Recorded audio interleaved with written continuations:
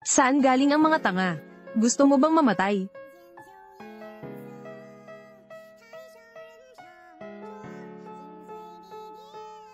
Masyadong malakas.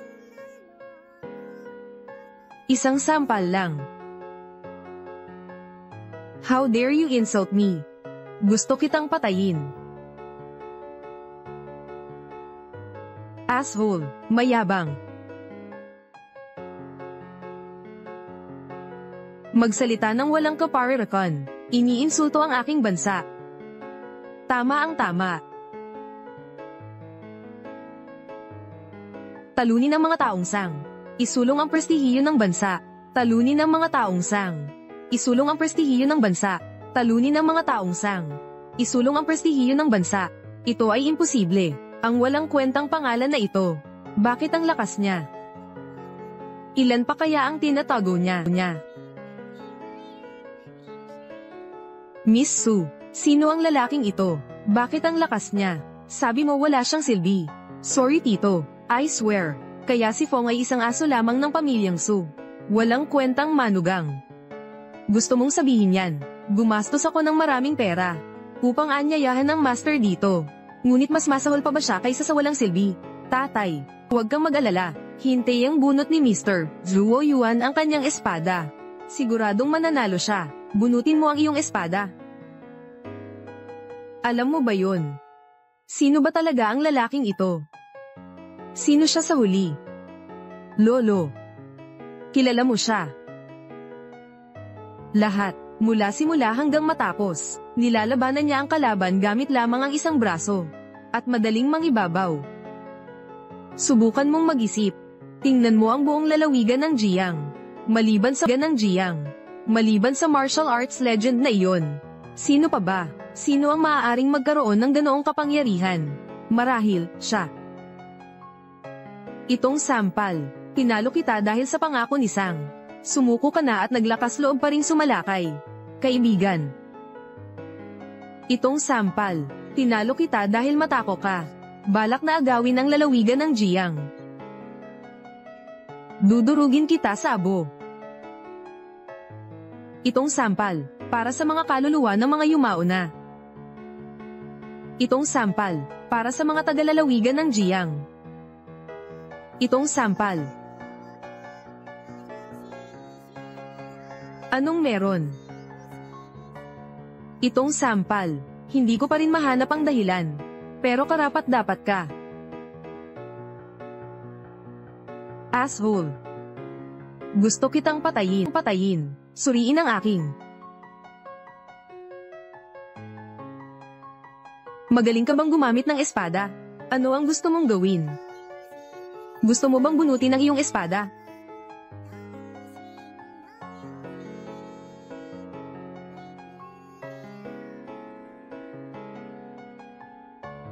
Maglakas loob ka bang hayaan akong bumunot ng aking espada?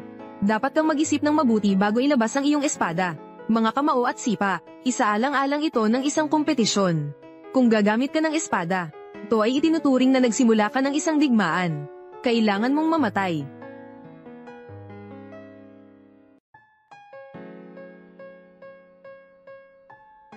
Bunutin mo ang iyong espada, ano pa ang hinihintay mo? Tama. Mangyaring mabilis na bunutin ang iyong espada. Kaya Fong, napakahusay niyang gumamit ng espada. Kung bibigyan ng pagkakataong bumunot ng kanyang espada, ang mga kahihinatnan ay magiging napakaseryoso. Ilabas mo ang iyong espada. O aminin ang pagkatalo. Napakalakas mo, inaamin ko ang pagkatalo. Hindi inaasahan. Isang maliit na lalawigan ng Jiang. Nagtatago ng dragon. Gusto ko lang malaman kung sino ka. Para malinaw na talo ako.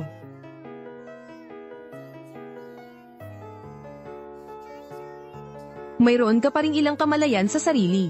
Ano ang gusto mong malaman?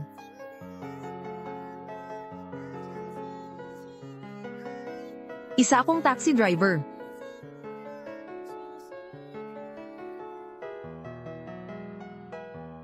Ingat. Gustong mamatay.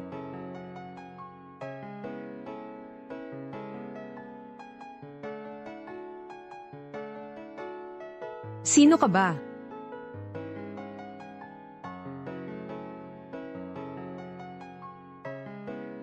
Teknik ng Dragon Sword. Siya ang taong hinahanap nila. Kailangan kong gumawa ng paraan para manatili siya. Natagpuan ang target. Halika na dali.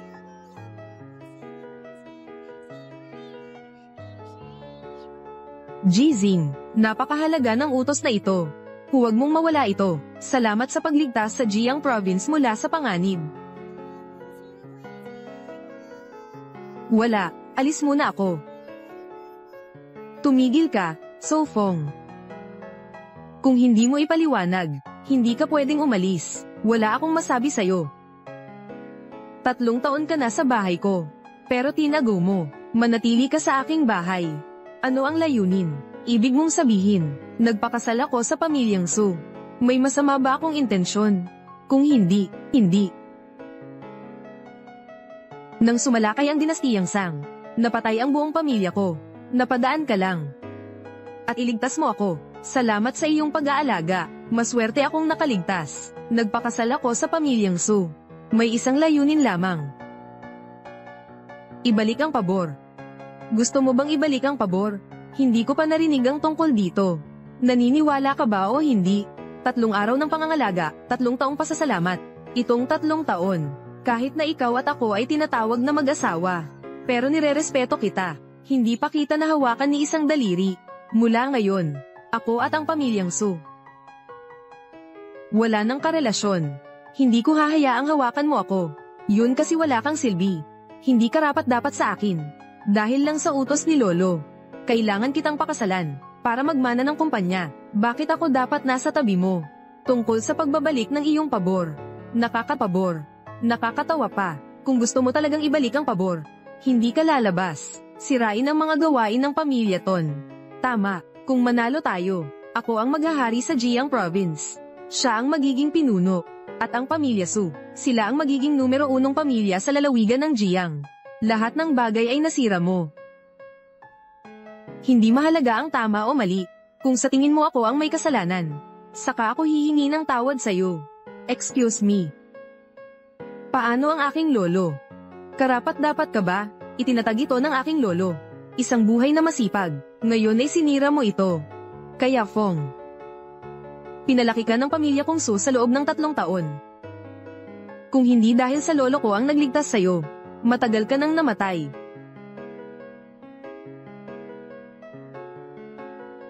Ngayong araw, bibigyan kita ng paraan para makabawi. Pagkakataon na ibalik sa amin. Pagkakataon na ibalik sa amin. Tulungan akong makuha ang order ng card na iyon. Pwede ba? Kahit na hindi sa akin ang utos na iyon, ngunit iyon ang kagustuhan ng aking lolo.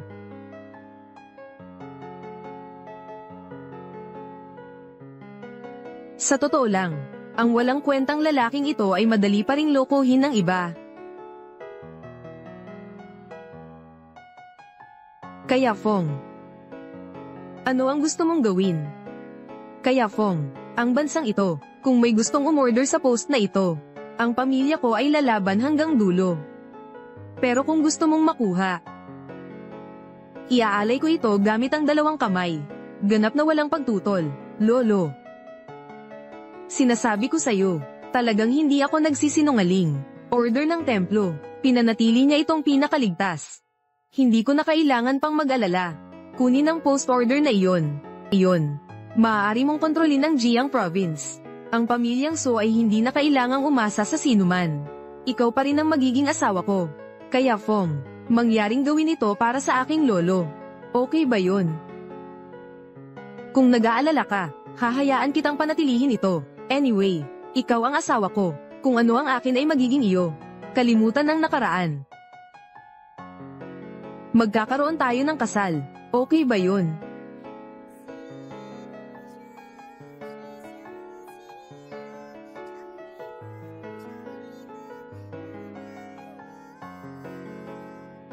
Anong ginagawa mo? Isa kang tunay na walang hiyang babae. Ang lahat ng ito ay dahil sa aking lolo. Nang sumalakay ang dinastiyang Sang, ginastos ng lolo mo ang lahat ng ari-arian niya. Iligtas ang mga refugee. Ikaw naman. Ang Dragon Kingdom ay tahimik lamang sa loob ng ilang taon. Nakalimutan mo na ang lahat ng ito. Order ng templo. Itatago ko ito. Binabalaan kita. Mga taksil. Huwag mo nang isipin ang pagkakaroon nito. Mabuti. Sa kanyang kapangyarihan, hawak niya ang command post. Makakaasa ang mga tao sa lalawigan ng Jiang. Siya ay isang mabuting tao. Hawak niya itong card. Pag-unlad ng ekonomiya ng lalawigan ng Jiangsu. Naniniwala ako sa kanyang pananaw. Mga tao mula sa lalawigan ng Jiang. Susuportahan namin ang iyong desisyon. Lahat. Ngayon, nangyari ang mga bagay. Ayokong banggitin. Pero hanggang ngayon, kailangan kong gawin ito. Walang hiya ang babaeng ito.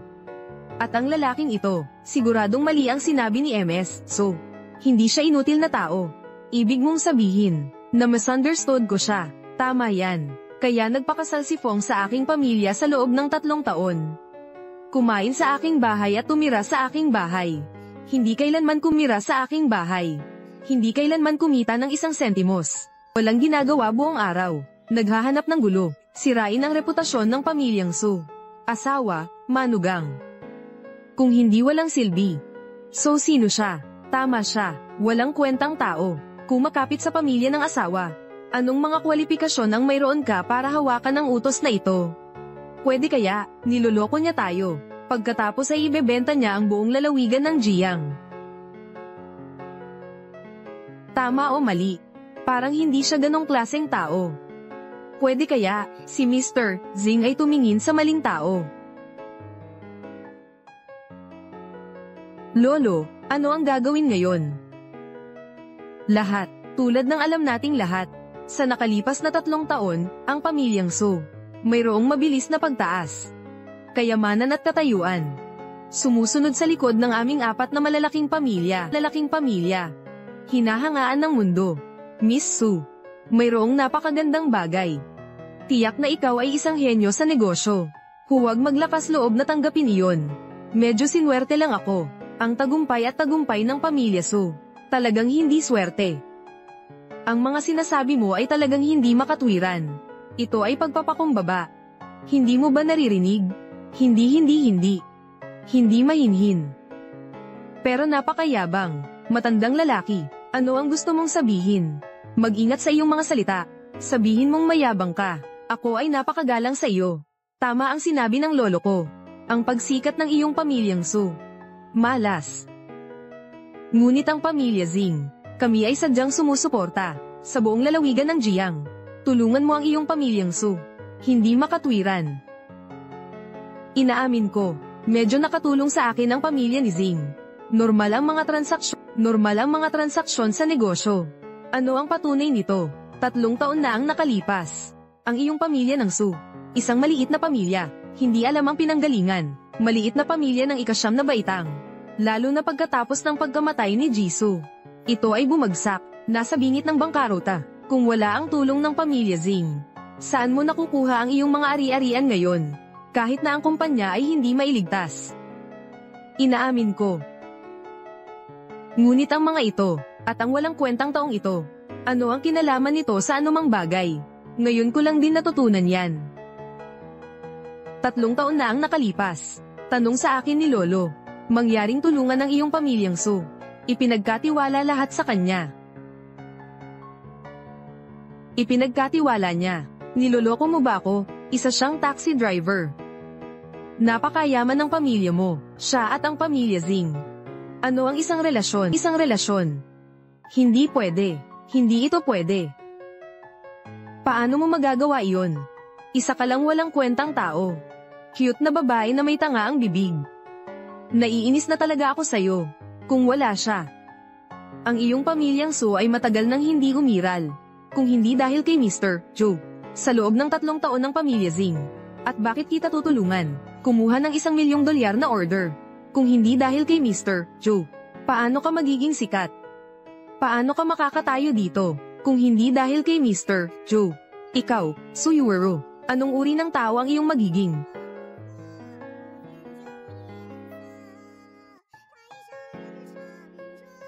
Hindi ito tama. Kaya Fong, nagsisinungaling ba siya? Lahat ng ginagawa ko, iniligtas kasi ako ni Mr. So. Su Yuuru. Ngayon alam mo na. Ngayon alam mo na. Sino ba talaga ang walang kwenta? Hindi alam kung ano ang mabuti o masama. Insulto at binubuli ang kanyang tagapagligtas. Ikaw ay walang utang na loob. Sinabi ko na sa'yo, napaka-espesyal ng aking pagkakakilanlan. Maghintay hanggang sa tamang panahon.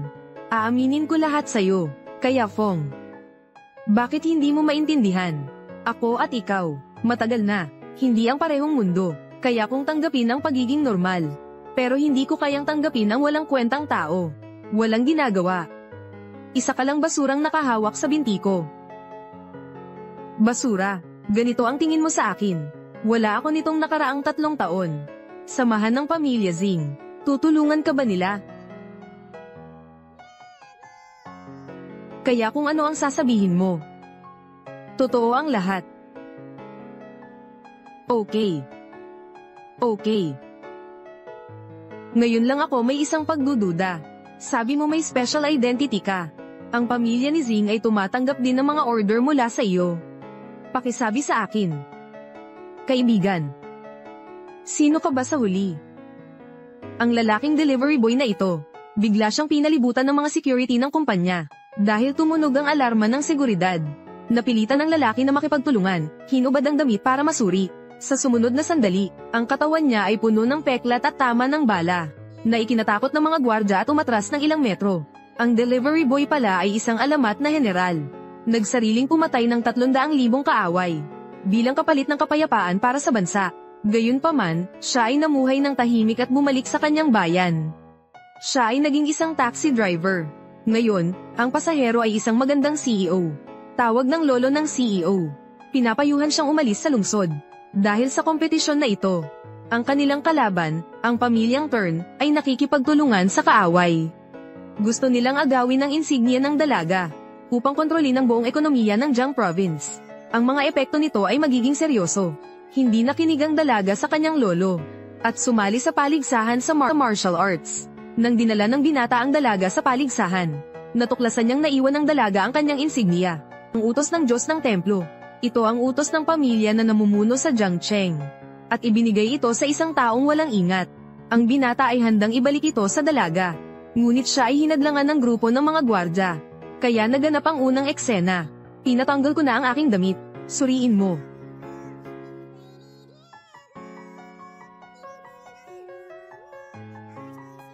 Sa loob ng katawang ito. May bala. May problema ba? Walang problema. Nang ang lalaki ay naghahanda upang ipagpatuloy ang trabaho, biglang lumitaw ang kanyang asawa. Tinanong ng lalaki ang asawa kung ano ang nangyayari. Hindi inaasahan, minamaliit siya ng asawa dahil siya ay mahirap at mababa. 3 taon na silang kasal pero isa pa rin siyang maliit na driver. At ang babae ay naging manager ng malaking kumpanya. Ngayon, hindi na sila nasa parehong mundo. Pero hindi alam ng asawa, na palaging lihim siyang tinutulungan ng lalaki. Kahit pa ipinaliwanag ng lalaki, hindi pa rin naniniwala ang babae, at humihiling siya ng diborsyo. Samantala, dumating na ang babaeng CEO sa komperensya. Malubhang nasaktan ng kalaban ang kanyang pamilya. Tinanong siya ng lolo niya kung bakit siya bumalik. May sakuna ang pamilya, hindi ako pwedeng umalis. Pagkatapos, tinanong ng babae kung bakit sila nakipagtulungan sa kalaban. At mariing tumangging ibigay sa kanila ang plakang tanda. Walang hangganan ng martial arts. Maaari mo ring anyayahan ang mga banyaga na makipaglaban. Magdagdag pa, ang buhay ay laging nagbabago. Ang mga negosyante sa Tinjiang, nasa itaas ng larangan ng martial arts. Nandyan na ang pamilya Trin ng 10 taon. Dapat na itong magtapos. Panahon na para sa pamilya Turn ko na manguna. Dahil sa pakinabang ay nakipagtulungan ka sa kalaban ng bansa. Ang pamilya ng mga son mo, hindi karapat-dapat na makuha ito. Kung karapat-dapat o hindi ang mga son, wala kang karapatang magdesisyon. Ang mundong ito ay gumagamit ng lakas sa pakikipag-usap. Ngayon, aking ipinapahayag, ako'y magpupursiging makuha ang locket na iyon. Sino mang hindi susuko. Lalabanan ko hanggang sa siya'y sumuko. Ito ang ikinagalit ng lahat ng naroon. Gusto nilang lipulin ng pamilya Sun at ang mga mananakop. Mapagmataas na sinabi ni Ji-sun. 3 sa 8 magkakapatid na Trin ang naayos na. Walang makakapigil sa kanya. At isa pa. Sino ang hindi takot mamatay? Lumapit dito at hamanin ako. Ang mga maestro ng martial arts ng Long bansa ay walang silbi. Kumpara sa mga mandirigma ko mula sa Tang bansa, ay sobrang layo ng agwat. Meron pa bang gustong pumunta dito para mamatay? Sa oras na ito, lumitaw ang asawa ng lalaki at ang batang ginoo ng pamilya Turn. Desidido ang batang ginoong Turn na makuha ang plaka. Ang kalaban sa itaas ay sobrang mayabang. Ang karatula ay nagsasabing mga walang silbi. Hinamon niya ang mga tao ng Long QUC. Habang siya ay malakas na tumatawa. Isa lang siyang aso. Bakit ka nagtatanim ng kayabangan dito? Esfong, wala kang kwenta. Paano ka nakapasok dito? Walang kinalaman sa'yo. Nagmamatigas ka sa harap ni Ginoong Ta. Talagang naghahanap ka ng kapahamakan. Bago ang opisyal na paghihiwalay, biyenan ka pa rin ng pamilya. Kung gusto mong mamatay, wala akong pakialam. Pero huwag mong idamay ang pamilya. Nowet NHU. Tunay kang hanggal. Simula ngayon, ako at ang pamilya. Wala nang kaugnayan pa. Binata Turn, palayasin mo ang walang silbi na ito. Isang mabahong daga sa kanal. Ano bang magagawa nito? Huwag mag-alala, mayroon akong sapat na paraan para patayin siya. Lalabanan kita. Tatay, hindi pa gumagaling ang sakit ng tatay. Hindi maaari, nakatapak na ang nuwaktang sa ating mga ulo. Bilang isang martial artist mula sa Team Jiang, kung hindi ako gagawa ng anuman, at iiwas lang na hindi lumaban. Iyon ang, talagang isang duwag. Tama ang sinabi ni Ginoong Trin. Talunin ang mga sang, wasakin ang mga sang, itaas ang dangal ng bansa. Isa lamang itong maliit na langgam. Tama nga, naghanap ng kamatayan. Wasakin ang kaaway, itaas ang dangal ng bansa. Pangkat Trin. Trin Tam lang. Simulan ang labanan. Ang talunan. Hindi karapat-dapat na alalahanin ng pangalan.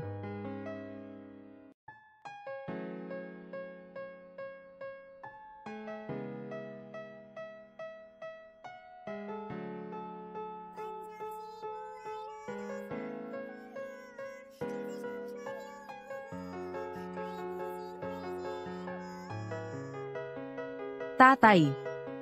Hindi ka pa gumagaling. Sabihin mong sumuko na siya. Hindi siya mananalo.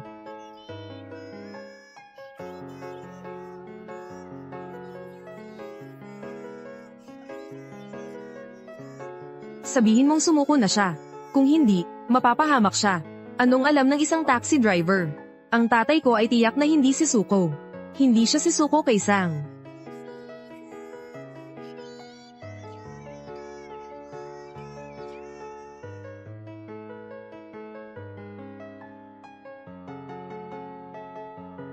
Tatay, isang guro ng martial arts. Hindi makatiis kahit isang minuto. Ginoong Tam.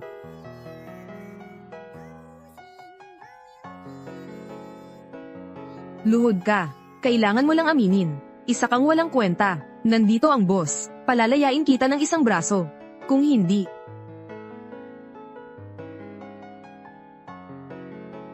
nananaginip ka lang. Aminin mo na ang katotohanan. Ang hirap ba talaga? Pinapanta mo ang isang may sakit sa entablado. Mukhang ang mga Trin. Wala na talagang ibang tao. Ginoong Tam, basta't may puno, hindi ka mauubusan ng panggatong. Agad mo nang tanggapin ang pagkatalo. Hindi ka nagkakamali. Ang tatay mo ay may katigasan ng ulo. Buong buhay niya. Siguro hindi na siya magbabago.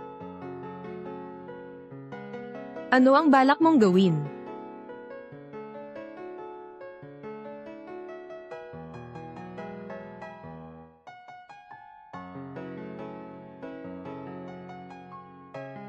May lakas ka pang saktan ako. Papatayin kita.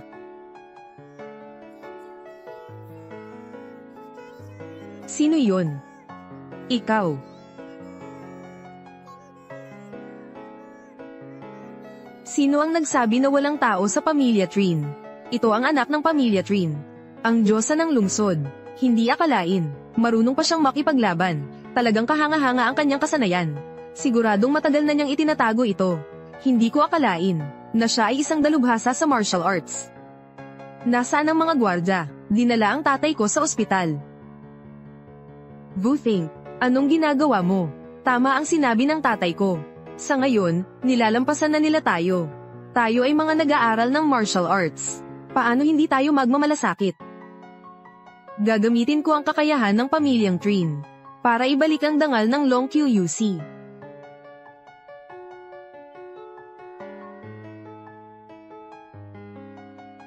Trin family, Trin Vuthink. Simulan na natin. Dahil ikaw ay babae, pwede kitang bigyan ng 3 suntok muna.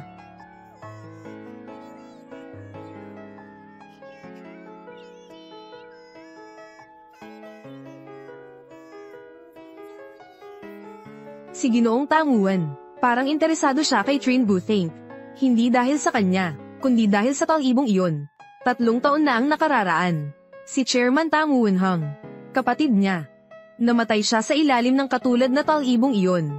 Kaya, 2 bansa ang nagkaroon ng digmaan. Ang di malilimutang galit na ito, palagi niyang iniisip na, ang salarin ay nagtatago sa Long QUC. Kaya, upang hanapin ang taong iyon, nakipagtulungan siya sa angkan ng turn. Pinilit ang pamilya Trin na maglabas ng espada. Ang pamilya Trin ay mabagal at ayaw kumilos. Hindi dahil nawala na ang kaalaman, kundi takot silang mabunyag ang espadang ito. Makakaapekto sa diplomasya kung ang espadang iyon ay tunay na pag-aari ng pamilya Trin. Kahit gaano karaming ulo pa ang mawala, hindi rin sapat. Sa puntong ito, kailangan lang nating umasa sa kanya.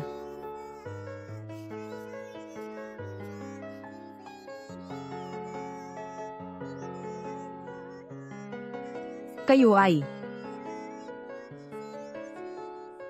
Halos nakalimutan ko na ito. Ang plaka ng templo. Anong ginagawa mo, batang ito? Bakit may ganitong sulat ka sa kamay mo?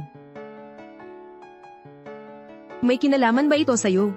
Masyado ka bang matapang makipag-usap sa akin? Alam mo ba kung sino ako? Wala akong pakialam. S. Fong, huwag kang bastos. Humingi ka ng tawad kay Turn. Bastos na tao. Ngayon, humingi ka na ng tawad kay Tito Turn.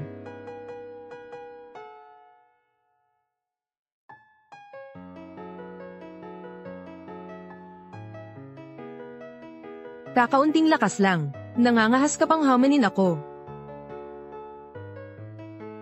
Ihulog mo ang espada.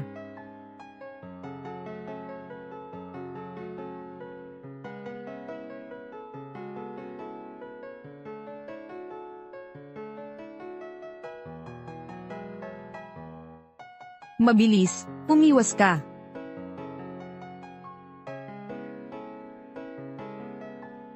Napakadelikado. Kung hindi siya nagbigay ng babala, tiyak na ako'y nataman na. Ang lakas mo, hindi kayang talunin. Gamitin ang talino para lampasan ang lakas. Tama nga.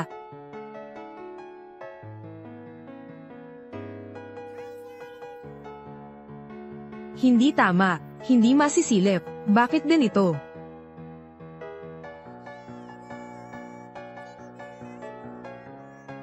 Vutin.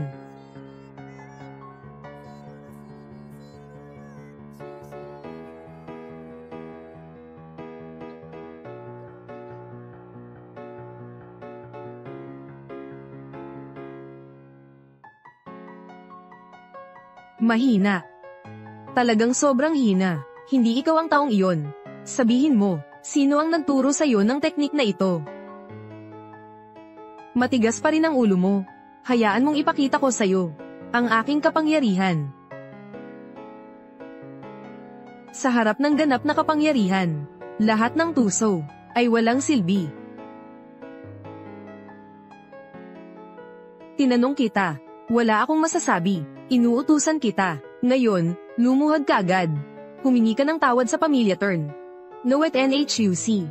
Dahil sa 3 taong pagsasama natin, pinatawad na kita. Huwag kang lumampas sa limitasyon. Paano kung lumampas ako? Isa ka lang aso. Pinalaki ka ng pamilya.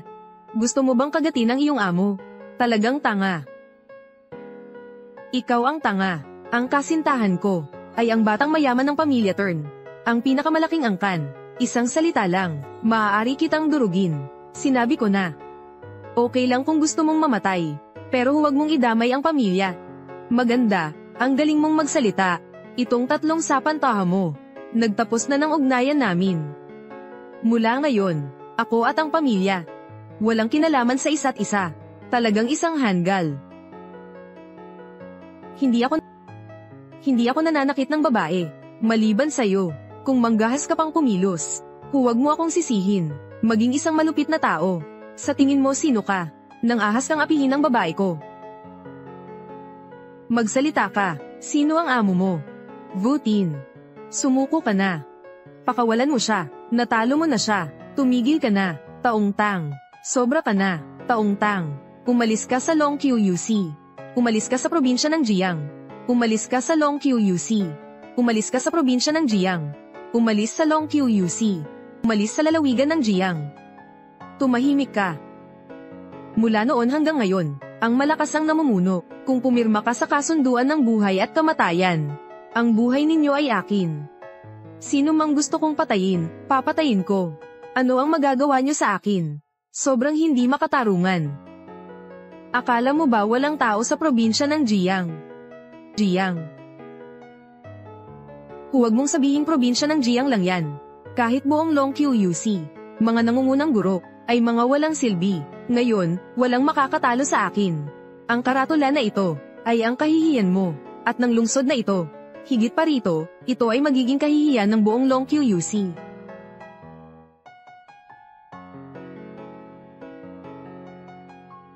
Mga inapo ng Team Jiang, wasakin ang karatulang iyon. Dong Nai, Vuong Vu. Lumaban.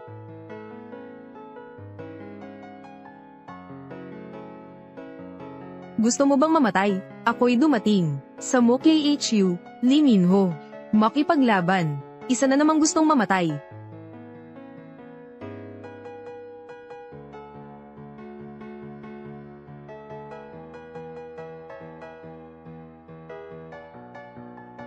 Ako rin ang dumating. Ako rin. Talunin ang mga sang.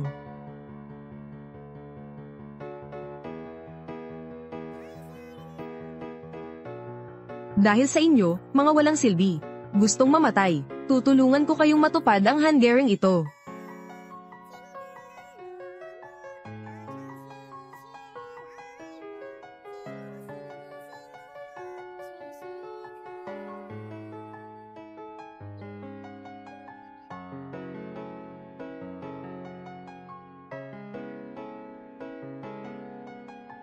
Isang grupo ng mga walang silbi.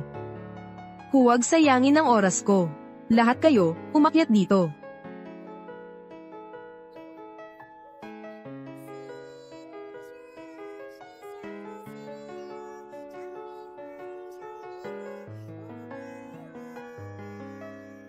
Lahat ay mga walang silbi. Mga tao ng Long QUC. Mga walang silbi, karapat-dapat lang kayong tapakan ko sa ulo. 10 taon na ang nakalipas, ganoon din. Ngayon, ganoon pa rin. 100,000 taon mula ngayon, ganoon pa rin. Mga walang silbi. Walang mali sa sinabi kong ito. Ang mga anak ng Jiang Province. Sirain ang karatulang ito.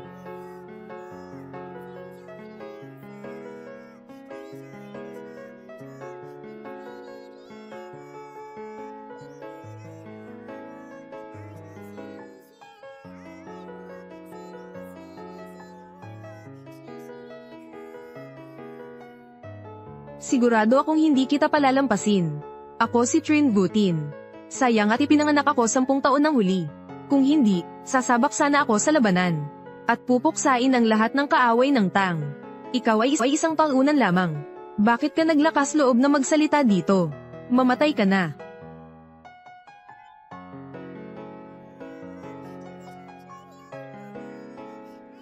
Lalabanan kita.